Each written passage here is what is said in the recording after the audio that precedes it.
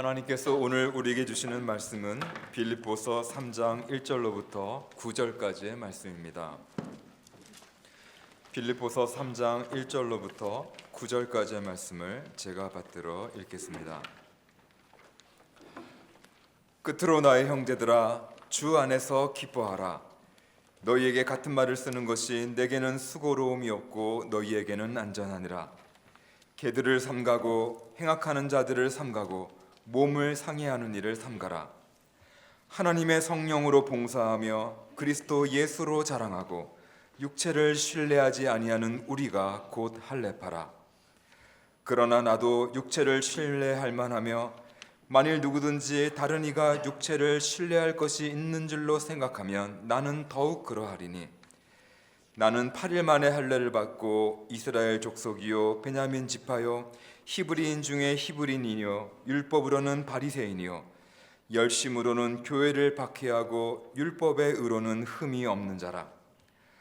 그러나 무엇이든지 내게 유익하던 것을 내가 그리스도를 위하여 다 해로 여길 뿐더러 또한 모든 것을 해로 여김은 내 주 그리스도 예수를 아는 지식이 가장 고상하기 때문이라. 내가 그를 위하여 모든 것을 잃어버리고 배설물로 여김은 그리스도를 얻고 그 안에서 발견되려 함이니, 내가 가진 의는 율법에서 난 것이 아니요 오직 그리스도를 믿음으로 말미암은 것이니 곧 믿음으로 하나님께로부터 난 의라. 아멘. 고맙습니다. 할렐루야 찬양대. 연말에 모든 분들이 분주한데 그래도 찬양을 위해서 준비해 주시고 또 귀한 찬양을 함께 영광을 돌려서 고맙습니다. 박수 한번 쳐드리겠습니다. 고맙습니다.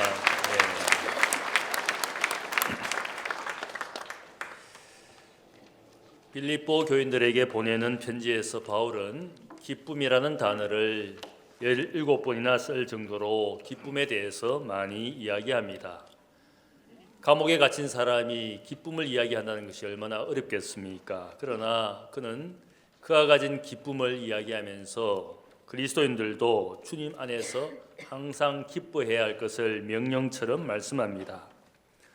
찰스 스펄전 목사님은 기쁨은 그리스도인들에게 선택사항이 아니라 하나님의 명령으로 주어진 필수 덕목이다, 이렇게 말을 했습니다.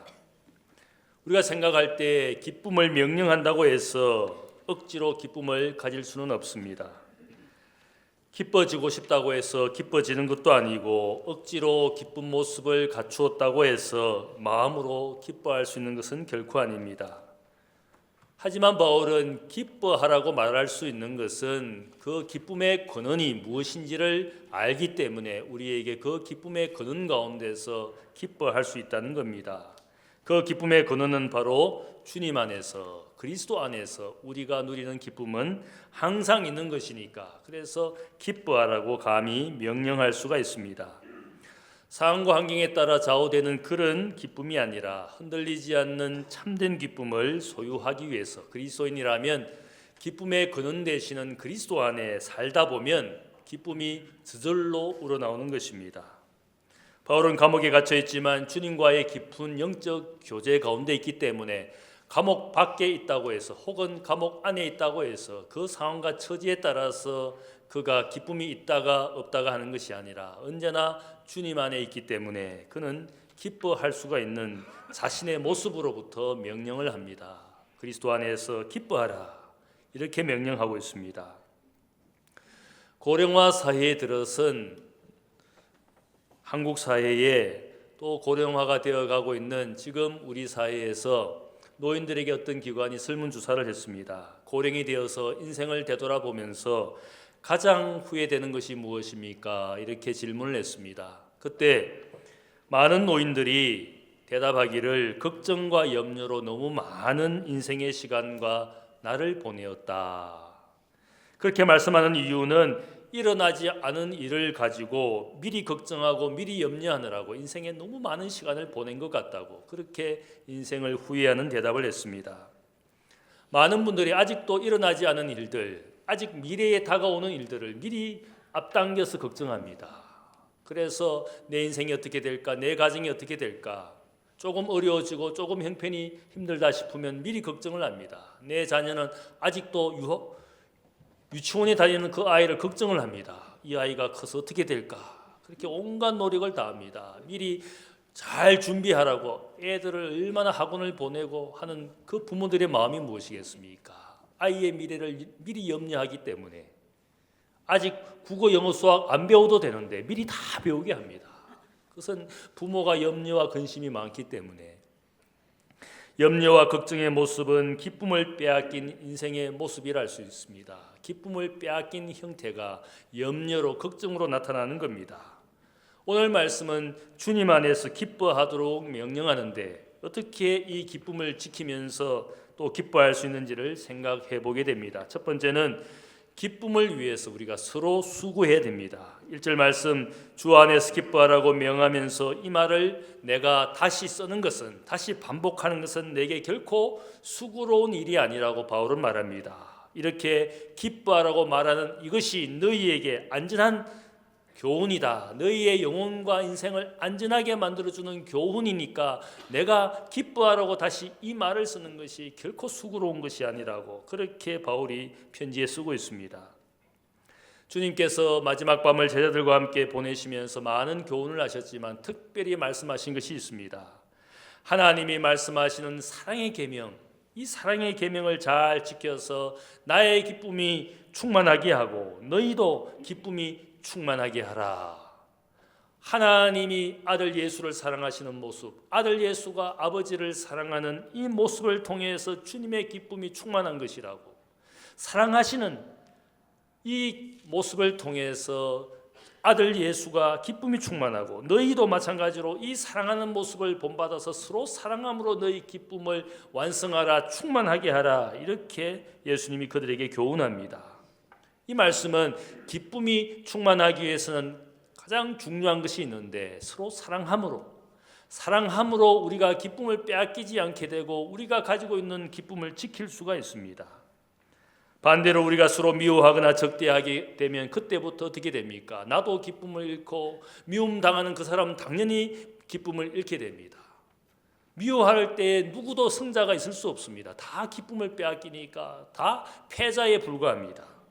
그래서 예수님께서 우리에게 기쁨이 충만하도록 하기 위해서는 먼저 서로 사랑하는 삶을 위해서 수고하고 섬기도록 말씀합니다. 너희는 마음에 근심하지 말라. 하나님을 믿으니 또 나를 믿으라. 요한복음 14장 보면 근심하지 말라라고 말씀하시면서 근심하지 않아야 될 이유가 내가 저 하늘에 가서 너희를 위하여 처소를 만들고 다시 와서 나 있는 곳에 너희도 있게 하리라. 이런 나의 약속을 믿으면서 너희에게 준비된 하늘의 처소를 믿으면서 너희가 마음에 근심하지 않고 살아야 된다. 수많은 상황과 환경에 흔들리는, 그래서 기쁨을 빼앗기고 근심하는 인생이 아니라 주님의 약속, 주님이 만들어주신 하나님 나라의 나의 처소를 생각하면서 어떤 상황에서도 우리가 기뻐해야 된다는 겁니다. 주님에 대한 믿음과 신뢰가 있을 때에, 주님과 끊임없이 영적인 교제를 나누고 있을 때 그 주 안에 사는 그 기쁨은 우리에게 기쁨을 줄 수 있는 겁니다. 주님과의 영적인 교제가 끊어지고 주님에 대한 신뢰와 믿음을 잃게 될 때부터 우리의 마음에는 세상의 환경에 따라서 근심하고 염려할 수밖에 없습니다. 예수님께서 제자들에게 가르쳐 주시는 가장 첫 번째 비유가 마가복음 4장에 보면 씨 뿌리는 비유가 나옵니다. 씨 뿌리는 비유를 보면 거기에 말씀의 씨가 4가지 종류의 땅에 뿌려지게 됩니다. 그 중에서 우리가 관심 있는 한 가지 인생이 있는데 돌밭 같은 인생이 있습니다. 이 돌밭에 말씀의 씨가 뿌려지지만 흙이 얕고 돌이 많아서 그래서 씨가 싹을 트기는 트지만 곧 햇빛에 마르게 되고 뿌리가 깊이 내려가지 못해서 금방 햇빛에 시들어버리는 그 인생, 돌밭 같은 인생이라고 주님이 말씀합니다. 이 돌밭 같은 인생에 대해서 주님께서 비유를 다시 해석하시기를 말씀하는데 보면 말씀을 그들이 받을 때는 즉시 잠깐 기뻐하지만 그러나 그 속에 뿌리가 없어서 어려움이 오고 환난이 오고 문제가 닥치면 곧 넘어지는 인생이다. 돌밭 인생이 무엇을 의미합니까? 그들이 가진 기쁨은 잠깐이라는 겁니다. 잠깐 좋아할 뿐이지 어려움과 문제가 닥치면 다시 그 기쁨을 잃고 근심과 염려로 세상 근심이 가득하게 되는 그들의 인생이 예수 그리스도의 존재에 뿌리를 내리지 못하고 말씀을 받을 때는 잠깐 좋아하는데 결국은 뿌리가 없어서 기쁨을 다 잃고 사는 인생이라고. 많은 분들이 잠깐의 기쁨 속에서 왔다 갔다 교회만 들락날락거리지만 또 세상 염려로 가득합니다.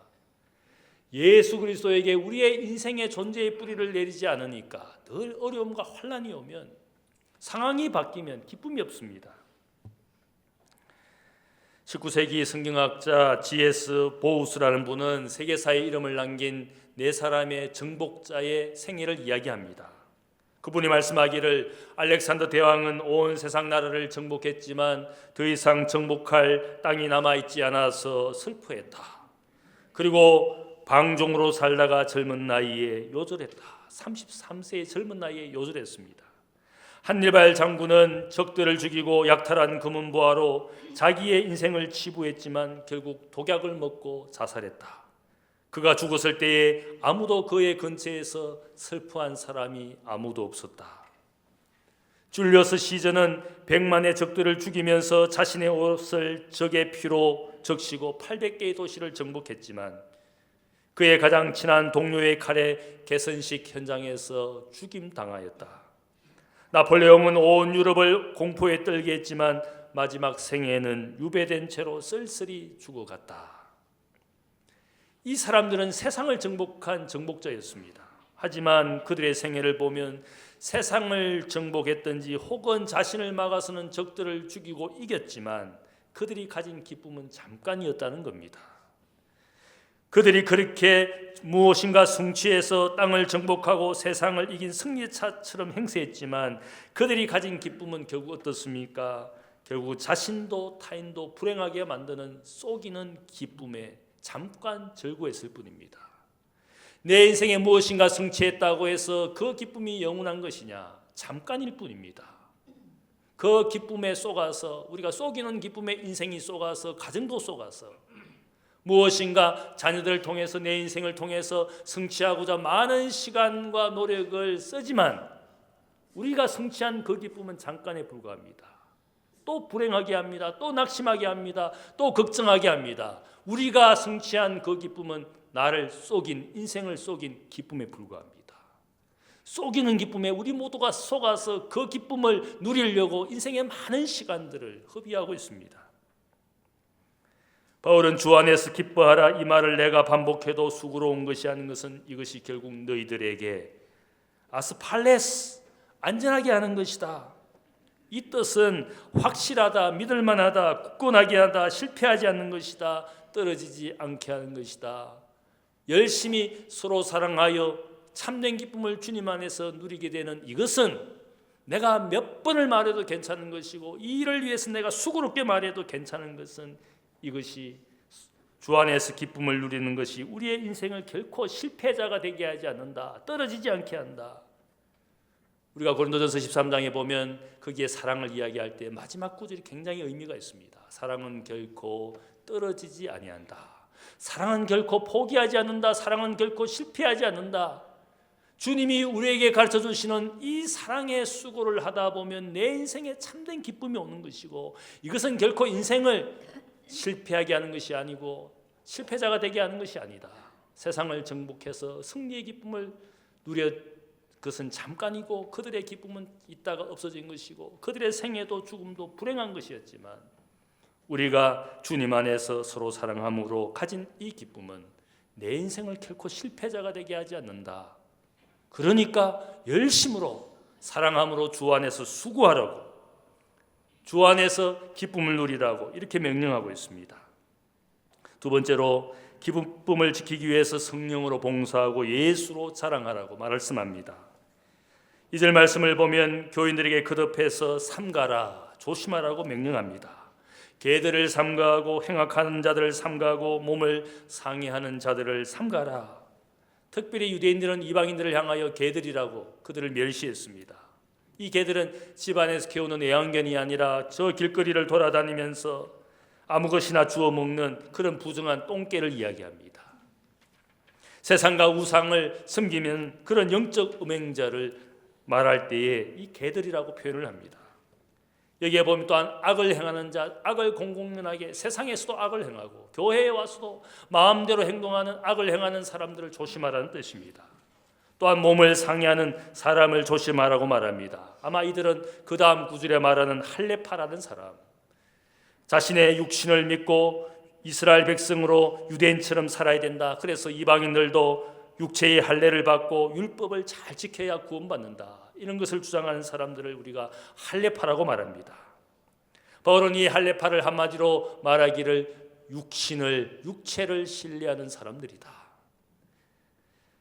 바울이 이런 사람들에 대해서 이야기하면서 고린도전서에 편지한 고린도전서 2장에 보면 이런 사람들을 세 종류로 나누었습니다. 첫 번째 사람은 육에 속한 자연인, 푸시키코스라는 사람은 하나님의 역사, 성령의 역사를 전혀 알지 못하는 세상 사람들을 우리가 육에 속한 사람이라고 그가 먼저 분류했습니다. 그 다음에 하나님의 성령의 역사를 경험한, 그래서 하나님의 영을 받고 하나님의 자녀가 된 사람을 영에 속한 신령한 사람, 푸뉴마티코스라고 두 번째로 분류했습니다. 고린도전서 3장에 보면 이 사람도 저 사람도 아닌 애매한 단계의 사람이 있습니다. 그 사람들을 바울이 특별히 이야기합니다. 교회를 어지럽히는 사람. 이 세 번째 종류의 사람은 성령의 역사를 경험하고 알면서도 여전히 세상에 속한 사람처럼, 육신에 속한 사람처럼 행동하는 사람을 육신에 속한 자, 사르키코스라고 그들을 불렀습니다. 하나님의 은혜를 받고 성령의 역사를 경험하여 알면서도 교회에서는 신앙생활하면서 여전히 세상 사람들처럼 육신의 모습대로 살아가는 그들을, 이 교회를 어지럽히는 사람들이라고 특별히 이야기합니다. 그들을 바울은 이야기하기를 마치 어린아이 같다. 자기 감정대로, 자기 뜻대로, 자기 고집대로 행동하는 어린아이 같은 자라고 그렇게 비유합니다. 갈라디아 교회 교인들에게도 그들에게 특별히 바울이 이야기하는 것이 있습니다. 갈라디아서 3장 3절을 보면 갈라디아 사람들아, 너희가 이같이 어리석으냐? 성령으로 시작하였다가 이제는 육체로 마치겠느냐? 하나님의 성령을 경험하고 성령의 사람이 되었는데 막상 신앙생활을 하면서 여전히 세상 사람들의 모습을 그대로, 그래서 분쟁하고 시기하고 미워하고 적대하고 마치 자기의 육신을 자랑하면서 지위를 자랑하고 자격을 자랑하는 이들이 바로 할레파와 같은 사람들이다. 주님을 자랑하는 것이 아니라 여전히 육신을 자랑하는 세상 사람들처럼 지위와 명예와 인기와 커리어를 자랑하면서 교회에서도 그런 모습으로 사람들에게 당을 짓고 분쟁을 하고 시기를 하고 미워하고, 교회 안에 얼마나 그런 일이 많은지 모릅니다. 바울은 이런 사람들을 향하여 오늘 말하고 있습니다. 하나님의 성령으로 봉사하고 그리스도 예수로 자랑하라. 육체를 자랑하지 말라 그랬습니다. 그리고 주님을 자랑하도록. 고린도후서에 보면 교회를 어지럽힌 이런 사람들, 거짓 선생들이 나옵니다. 이들은 바울이 복음을 전해서 고린도의 교회가 개척되고 고린도 교인들을 잘 양육했는데 바울이 떠나고 나서 이 거짓 선생들이 와서 이야기합니다. 바울은 자격이 없다. 원래 저는 교회를 박해한 사람이고 원래는 예수님의 제자도 아닌데 스스로 사도라고 말하고, 그리고 유대인처럼 살기를 원치 않고 이제는 이방인들은 할례를 받을 필요가 없다고, 그는 자격이 없는데 자격 없는 복음을 전했다고, 우리는 예루살렘 교회 사도로부터 자격이 있고 복음을 제대로 깨달아서 너희에게 복음을 전하는 것이라고 바울을 비방하면서 자신들의 자격을, 자신의 육신을 자랑했습니다. 육체를 자랑하는 이들에 대해서 바울이 이야기한 것이 있습니다. 그들은 육체를 자랑했을지 모르지만 나는 자랑하는 것이 있는데, 만일 자랑한다면 나는 나를 위하여 못 박히신 예수 그리스도를 자랑할 뿐이다. 나는 오직 십자가만 자랑한다. 나는 오직 나의 약한 것들을 자랑한다. 내가 약하기 때문에 주님 앞에 이 약함 때문에 약함을 고쳐달라고, 병든 것을 고쳐달라고 내가 평생 필사적으로 주님 앞에 3번 내가 기도했는데 주님 나에게 말씀하시기를 나의 은혜가 너에게 속하도다. 이는 약한 데서 온전하여 짐이라. 너가 약하기 때문에 하나님의 은혜를 구한 것이 아니냐? 너가 자격이 없다고 생각해서 하나님의 은혜를 구한 것이 아니냐? 바로 약한 데서 온전케 하시는 하나님의 은혜를 그가 주님의 음성으로 들었습니다. 그래서 그가 깨달았습니다. 내가 약하기 때문에 곧 강하게 되는 것이었구나.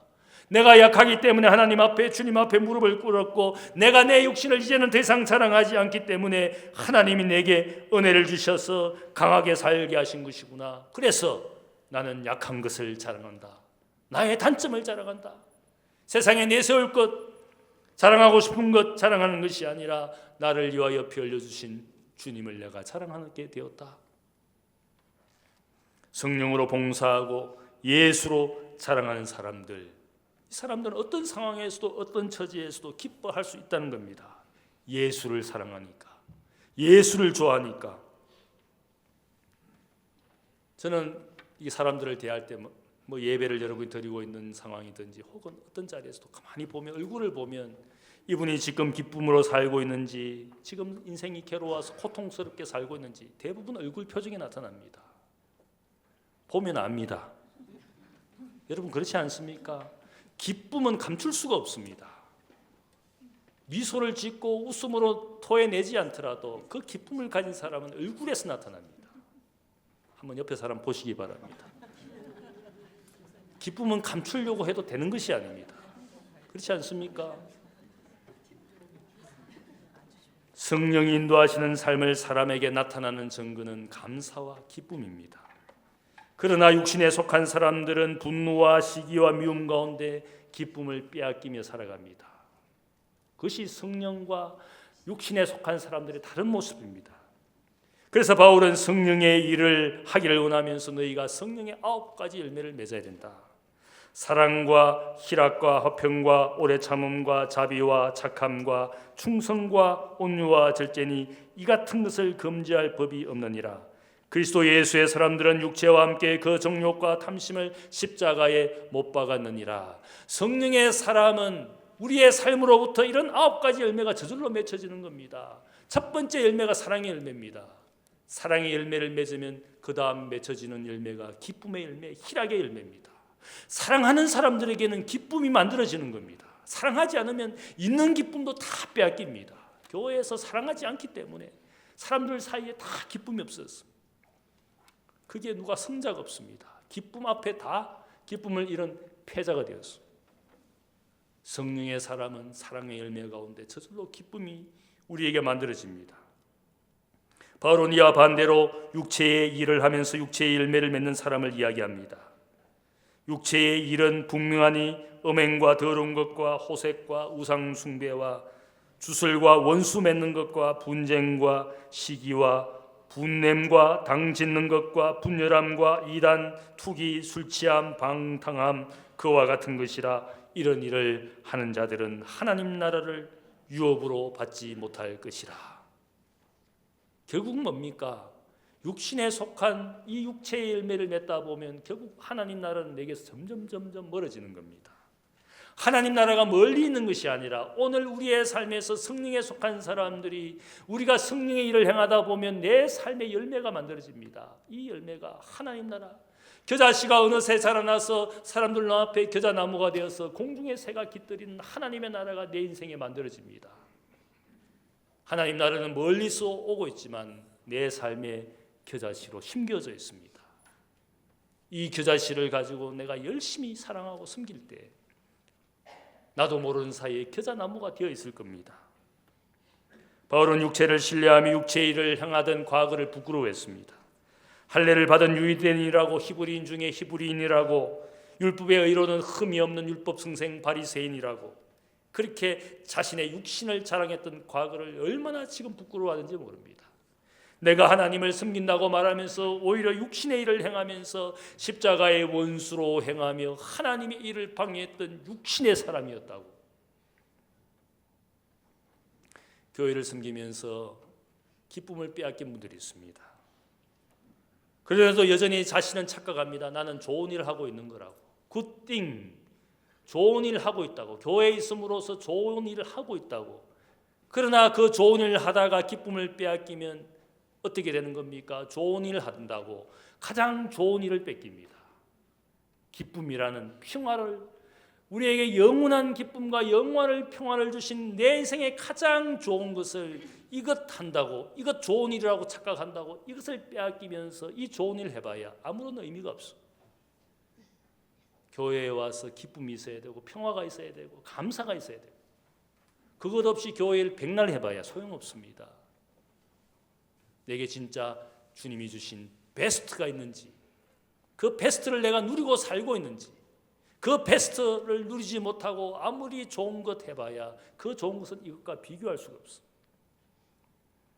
가장 좋은 것을 빼앗기는 어리석은 삶을 살고 있을 뿐입니다. 이 기쁨을 지키기 위해서 바울이 말씀하는 것은 성령으로 봉사하고 예수로 자랑하라. 우리 같이 따라해 보겠습니다. 성령으로 봉사하고 예수로 자랑하자. 그게 우리의 생애, 우리의 신앙의 목표가 되어야 됩니다. 세 번째로 기쁨을 쟁취하기 위해서는 그리스도를 얻어야 한다고 말씀합니다. 기쁨을 지키는 것도 중요하지만 기쁨을 또한 쟁취하기 위해서는 우리가 영적 싸움을 싸우고 있는데 그리스도를 얻기 위해서 그리스도를 소유하기 위해서 우리가 싸워야 됩니다. 기쁨이라는 것은 마치 성을 정복하고 승리의 깃발을 그 성에 꽂은 겁니다. 그리고 그 성은 나의 주인 나의 왕의 것이 되어서 성 안에 이제는 왕이 거기에 살고 계시는 것이 그것은 기쁨이라고 믿습니다. 백악관도 그렇다고 그럽니다. 대통령이 거기에 거주하고 있으면 깃발을 가장 높게 달고 대통령이 어디 외유를 갔으면 깃발을 잠깐 내린다고 합니다. 백악관에 왕이 있느냐 대통령이 있느냐 없느냐에 따라서 깃발이 꽂히기도 하고 내려가기도 합니다.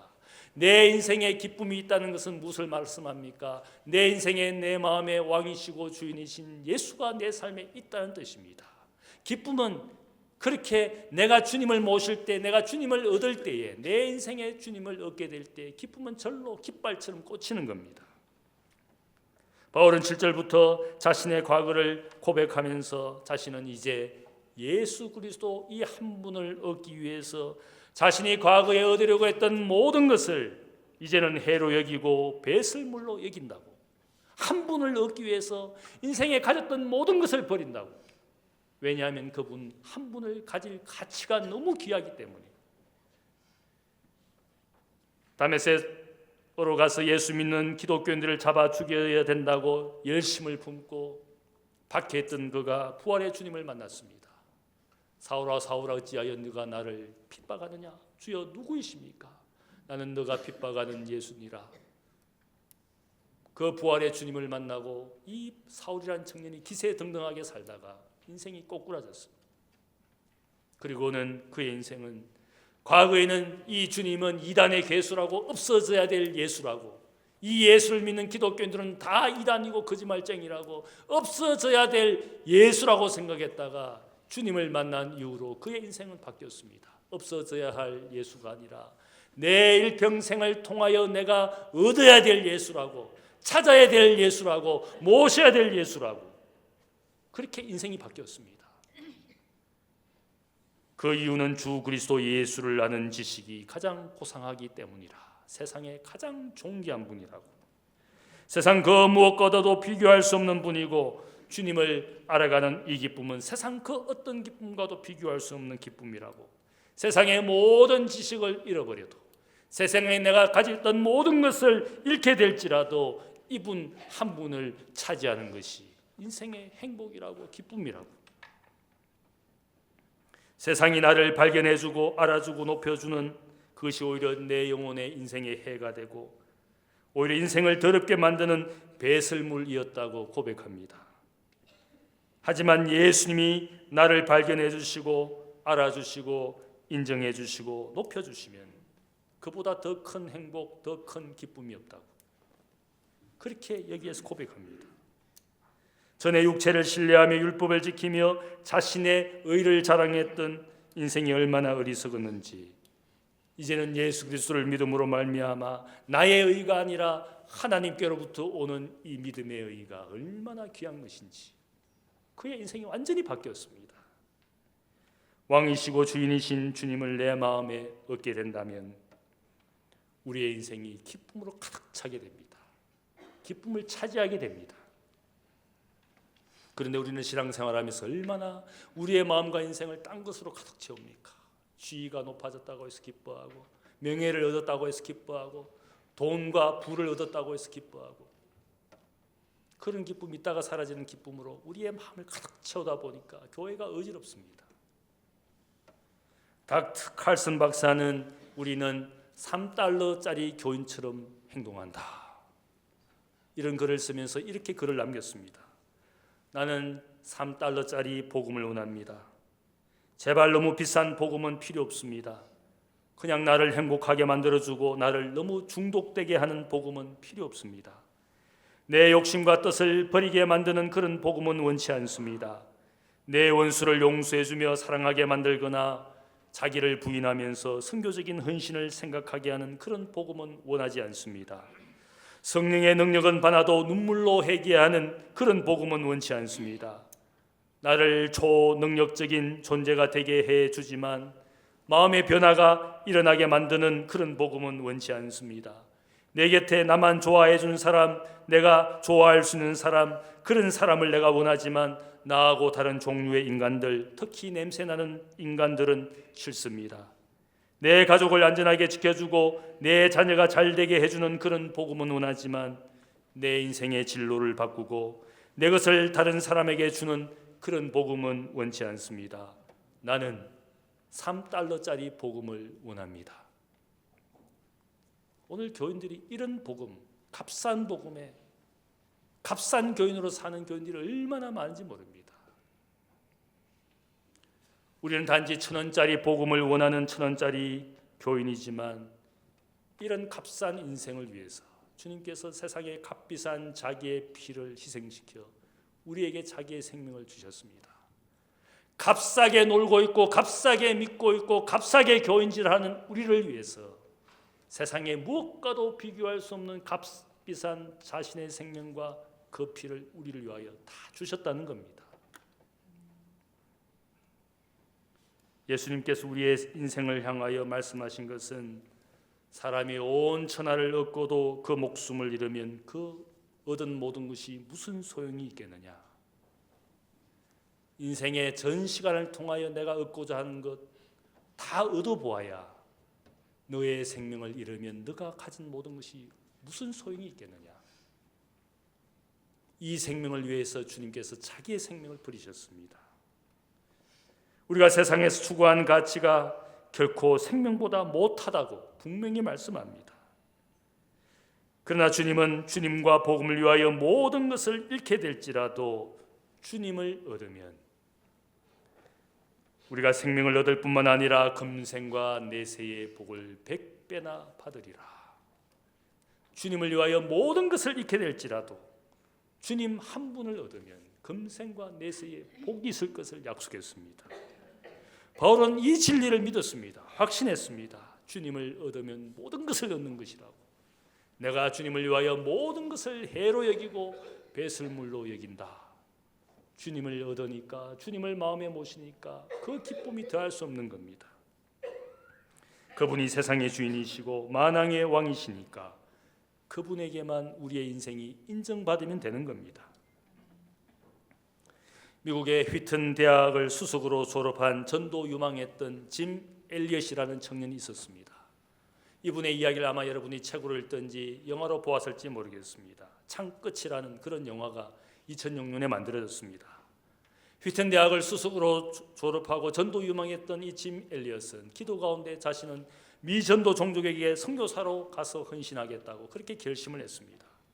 그래서 친구 4명과 함께 1952년 2년 동안 저 남미의 에쿠아도르에 가장 난폭하고 가장 잔인한 인디언 종족이라고 알려진 와다니족 인디언들에게 친구들과 함께 밀림에 들어가서 2년 동안 복음을 전했습니다.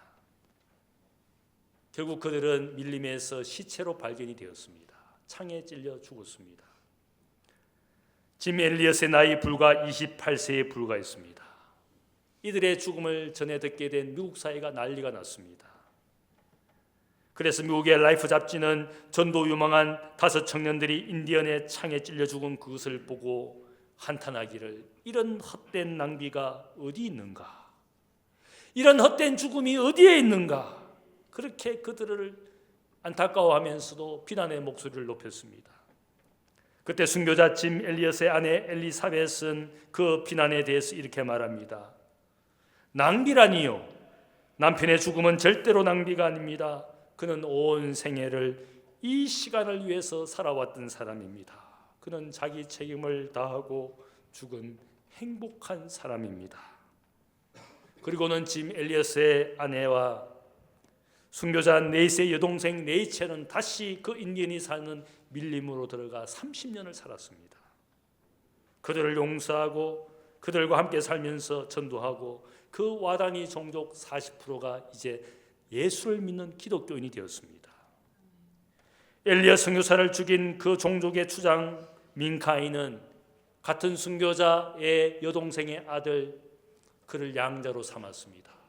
그리고 자기 종족을 위해서 목사가 되었습니다. 짐 엘리엇과 네 청년의 죽음은 결코 헛된 죽음이 아니었습니다. 짐 엘리엇은 순교를 준비하면서 기도 가운데 유명한 말을 남겼습니다.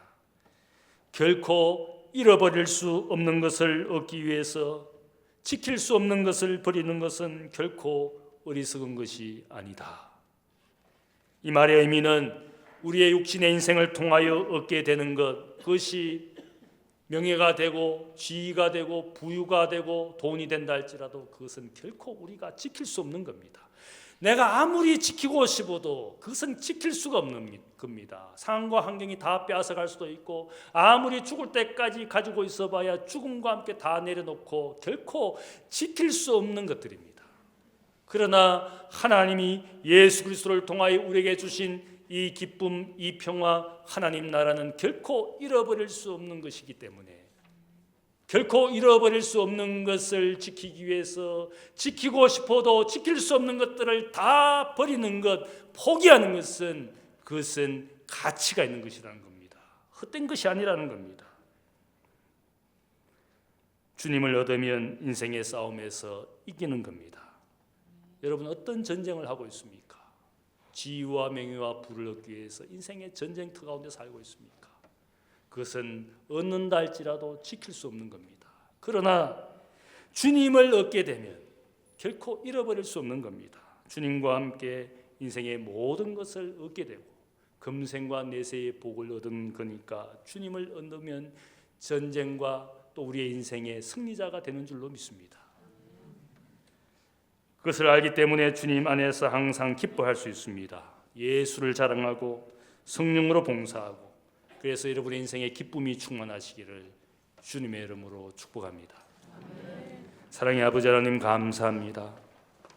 내 인생의 승리자가 되도록 우리에게 오셔서 값싼 인생, 값싸게 살고 있는 우리 인생을 위하여 자신의 가장 값비싼 생명과 피를 우리에게 주신 주님을 우리가 사랑합니다.